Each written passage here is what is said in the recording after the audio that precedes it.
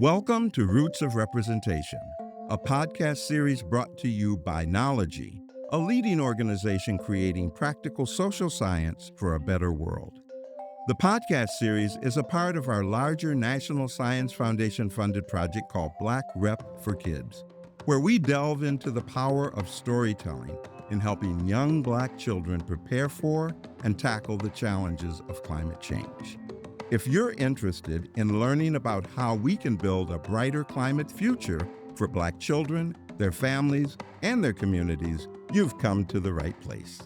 Let's get started with Roots of Representation, the podcast centering Black climate story worlds for young minds. Welcome. I'm your host, Ed Green, and I'm thrilled to take this opportunity with you as we collectively discover ways to increase and improve the representation of Black voices, characters, and story worlds in children's climate change media. Our guest for this episode is Dr. Fikile Numalo, an associate professor in the Department of Curriculum, Teaching, and Learning at the University of Toronto, where she directs the Childhood Place Pedagogy Lab. She's a passionate advocate for incorporating Black ecologies into early childhood education, and her research focuses on reconceptualizing place-based and environmental education with and for young children. Among her numerous publications is her book, Decolonizing Place in Early Childhood Education. And I just have to say that I'm still waiting for mine to come through Amazon, so we're looking forward to that.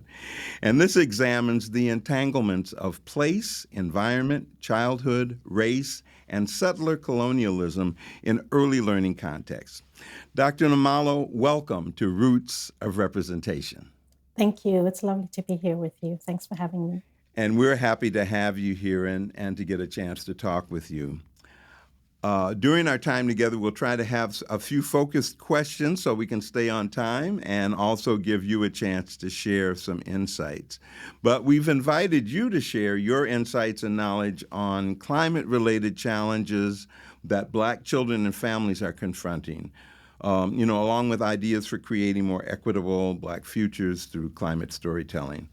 And we're particularly interested in talking about the concept of Black ecologies and how this can bring new perspectives and possibilities to early childhood education. So to start off, could you tell us a bit just about your work, how you came to it, what inspires you, and sort of how it intersects with these things that we're mentioning about Black Rep for Kids? Great, thank you. Well, I started out as an early childhood educator working on the west coast of British Columbia. And in that work became interested and unsettled in relation to the absences in curriculum making for young children around questions of racialization and questions of environmental education. And in my doctoral work, I was able to focus more closely in that work, working closely with educators around particularly the ways in which our work with young children in the outdoors, even inadvertently, reinscribe coloniality and anti-Blackness in terms of the romanticization, the absences around Black and Indigenous knowledges as it relates to environmental education and children's relations with place. So that's been the work that I've been mostly focused on in different contexts, including in my own home country of Eswatini, working with young children around climate justice pedagogies, speaking to Black families in Toronto around their desires for the environmental education and climate change education of their young children, trying in multiple ways to unsettle those absences in relation to erasures of Indigenous and Black life and knowledges as it relates to climate and environmental education.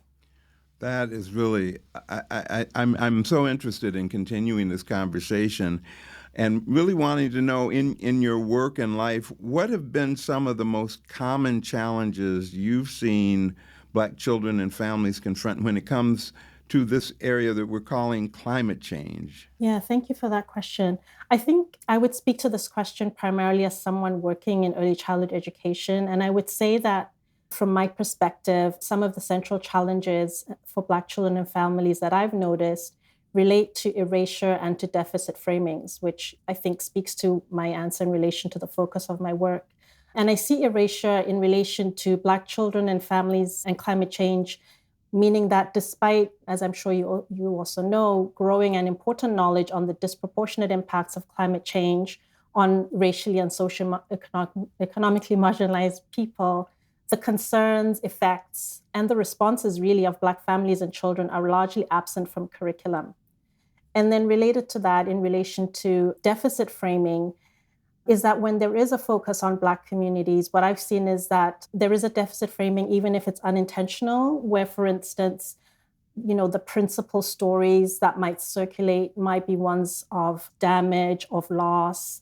And so, of course, I'm not suggesting that the unjust effects of climate change should be ignored, but I think from my perspective, early childhood education in particular has a lot of work to do in relation to telling more complicated stories and listening for more complicated stories of Black communities in relation to climate and the environment that, for instance, might center the intergenerational climate action that's already happening in communities, the kinds of relations that Black people already have and have had in the past with the environment, and the multiple ways in which they are resisting environmental damage or precarity alongside other marginalized communities. And I can give a quick example if that's helpful. That would be great. Yes. So, for instance, in my recent research, I mentioned that I had done some work with some Black families living in Toronto with young children in the early years on their perspectives on climate change and what they really wanted for their young children's climate change education.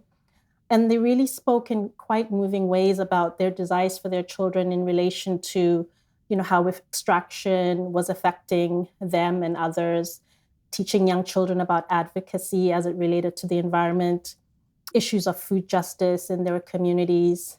And so, for instance, food justice, I think, is a really important, climate adaptation issue.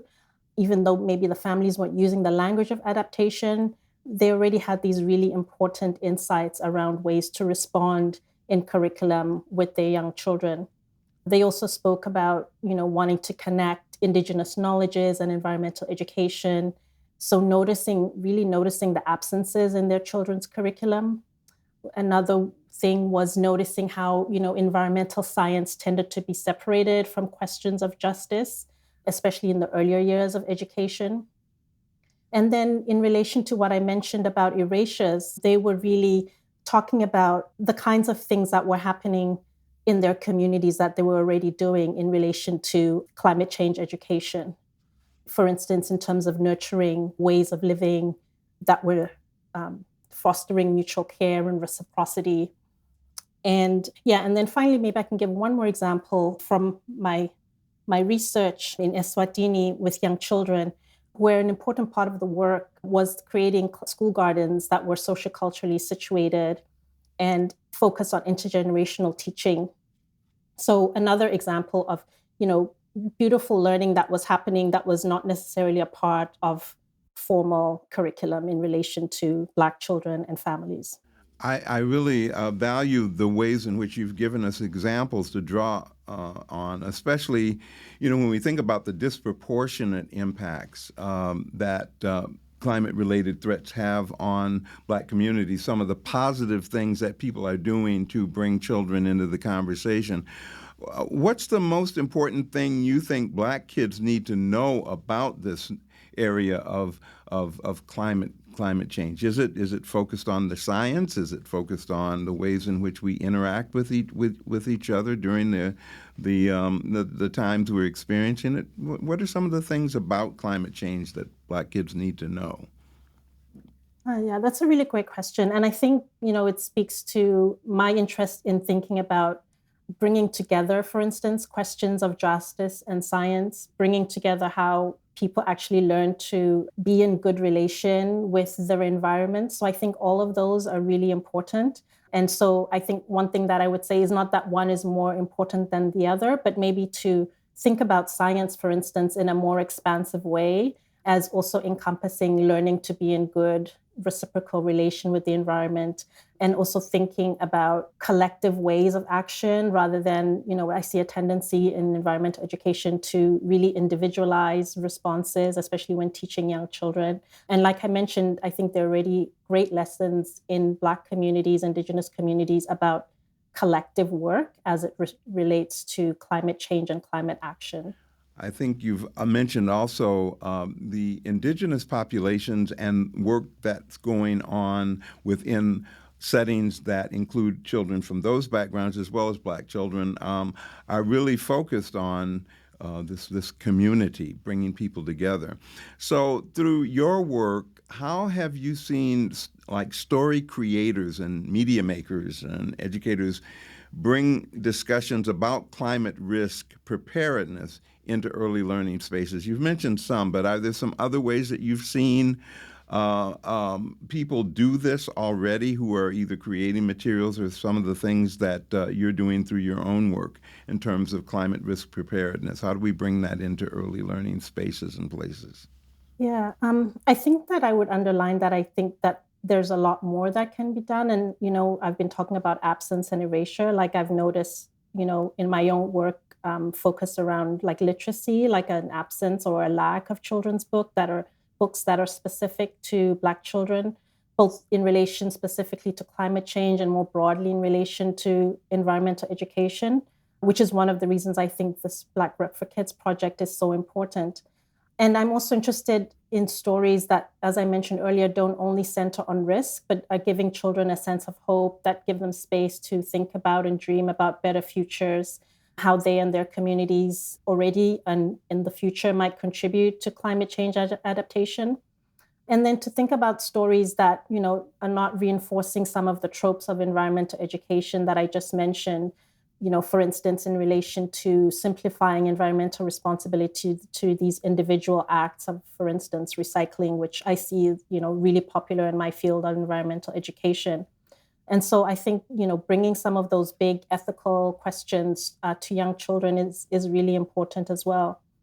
But in terms of some of the work, I'll add that, while, there's some work that might not be specifically focused on Black communities, but I think is really important, innovative work that's happening in early childhood spaces that is, inquiry-led, interdisciplinary, and community-based, and, really responds to the context that young children are learning in. So, for instance, I was recently part of a research network, and, we're still kind of informally a part of that network of early childhood scholars working across, I think, 5 countries, interested in developing climate change pedagogies in relation to locally situated topics, taking an intentionally inquiry-based approach to learning with young children on topics like food and weather and water. And I also just saw that I haven't had a chance to read it, like speaking of books, that a wonderful Black woman climate activist has a new children's book out, Mary Anais Hegler. And she writes about the climate crisis, drawing from her experiences as a Black woman from the southern US. Those are the kinds of things that I would like to see more of happening as it relates to my particular interest in young children and what's available for them.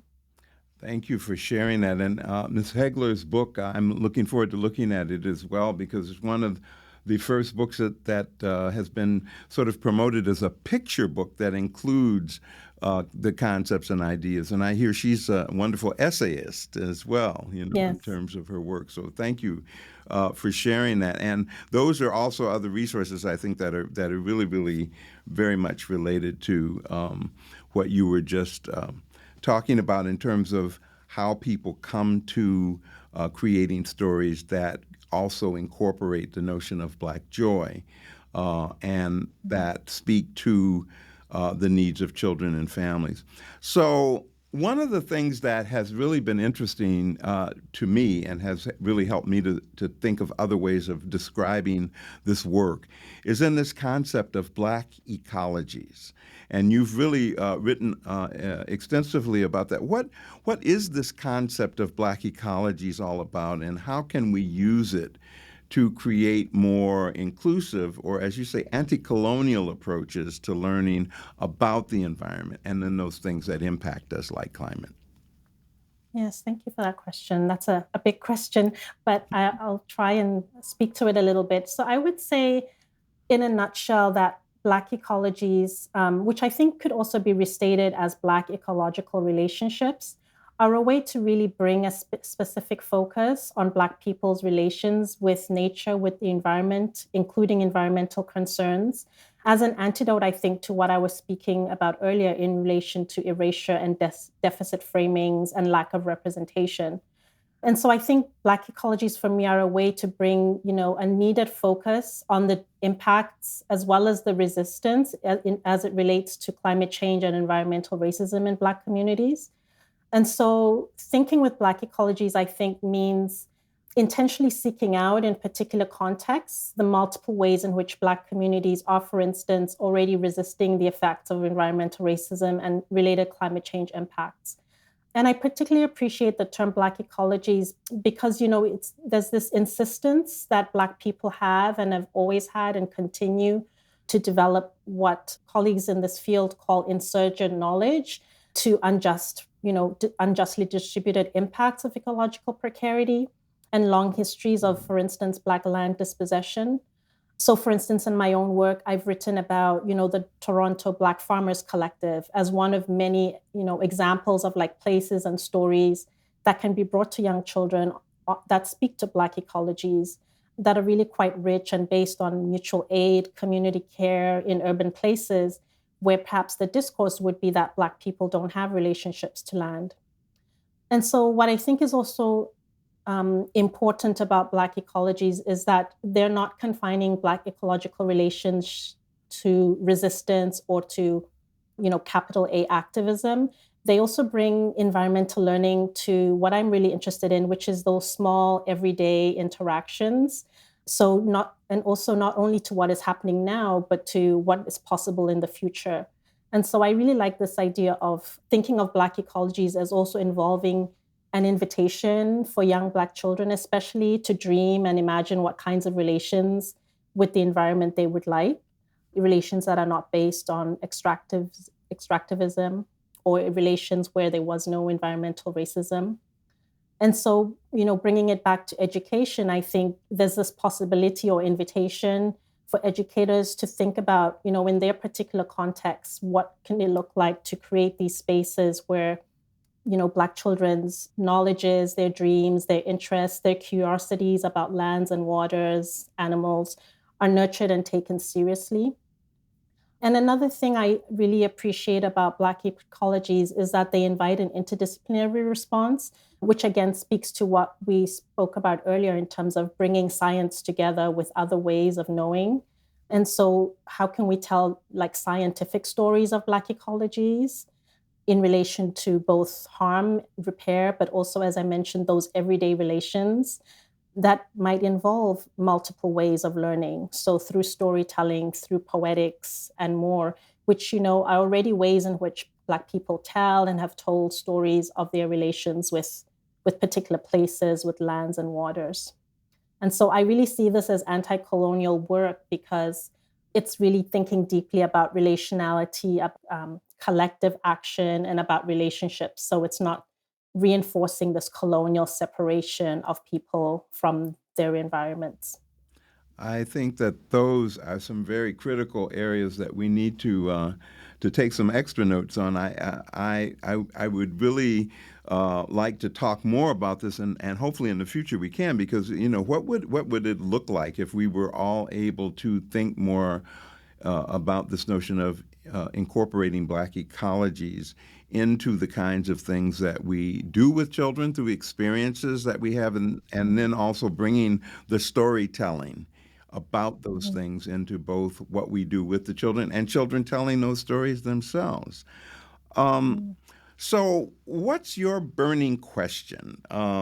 What's the thing you like to talk about with others working to increase improving representation in Black children's media? I mean, is there something that you would like for people to spend more time thinking about as adults who engage with children and families and those in the community? So, what kind of things would you most like to talk about with others working on increasing this improved representation? That's a great question. I think I would come back to what you mentioned about stories, and I'm really passionate about thinking about storytelling in multiple ways and, inviting people to think about, the stories that are already there but might be hidden, as we're talking about in relation to erasure. and to think about what it might look like to tell stories in multiple ways, not just like in early childhood education, we might think about storytelling in quite conventional, literacy-based ways, but how might story, involve being out with children in particular lands and waters and actually engaging in storytelling in particular place with children. So yeah, those are the kinds of things I'm interested in, is to think about storytelling in expansive ways as an important part of responding to climate, especially with young children. This idea of children seeing themselves as part of the conversation is something else you've made me think about today. This whole notion of self-efficacy. There's a phrase that it's hard to be what you can't see. And so I think those experiences that you're describing are other ways that children can see themselves involved, and multiple ways of representing that. I think could also be incorporated. I mean, children having the opportunity to just take photographs of themselves and do picture word stories about what they're experiencing in that environment would be great to have as self-published materials by children themselves. Um, One of the other things, before we let you go, I wanted to ask about, if there are other resources or people or organizations that you think we ought to be paying more attention to, whose work either intersects with the climate and environment work, or whose work is something that lends itself to how we engage with children, particularly younger children, because a lot of the materials that are developed where people read about the science of climate are for middle and high school age students, but not a lot that really, get kids engaged in caring for the earth and caring for the planet before we ask them to heal it. So what are some of the things that we should be aware of, or people or other resources you'd like to share? Yeah. Well, the first one I thought of is not specifically, in the field of education or with young children, but speaks to what I was mentioning earlier in terms of what I think is the importance of like an interdisciplinary approach that I think Black Ecologies really brings. And so I wanted to share, there's a zine that's publicly available that's actually called Black Ecologies, that wonderful people at Rutgers University, including JT Rohn, have created, that brings together scholars and activists to engage with, the question of Black ecologies in multiple communities, primarily in the United States, but also in other places like South Africa. And I think it's really a beautiful illustration of Black ecologies that actually could be useful for educators as well in thinking about what I mentioned in relation to, entangling multiple disciplines like, conventional storytelling, but they also have beautiful visual arts and poetics as expressions of Black ecologies. And then the second one, it's more of an academic piece, but I think it also is helpful in thinking about, what I mean or what it can look like in thinking about Black ecologies in early childhood spaces. And that's an article that I wrote with my colleague, Dr. Veronica Pasini-Ketchabar, called Centering Black Life in Early Childhood Education. And it's primarily situated within the context of working in Canada, but includes a discussion of why we think Black ecologies are really imperative to early childhood education, including some more specific examples of what that might look like in the classroom with young children. And then the last one is a wonderful project website called learninginplaces.org that is part of beautiful collaborative work led by Indigenous scholar Dr. Megan Bang. And I really appreciate the ways that they have created publicly available like curriculum orientations and reflective questions for both families and educators who want to do work in the outdoors that really centers science learning that is culturally and community situated. And, when looking through that site, I can really imagine that many of the inquiries they provide can be brought into conversation with Black ecologies, since, they're already centering what Megan Bang calls culturally thriving and equitable outdoor science education. And I think, this is the kind of interdisciplinary science education that I think is needed as part of a climate response in education, especially for younger people. Wow.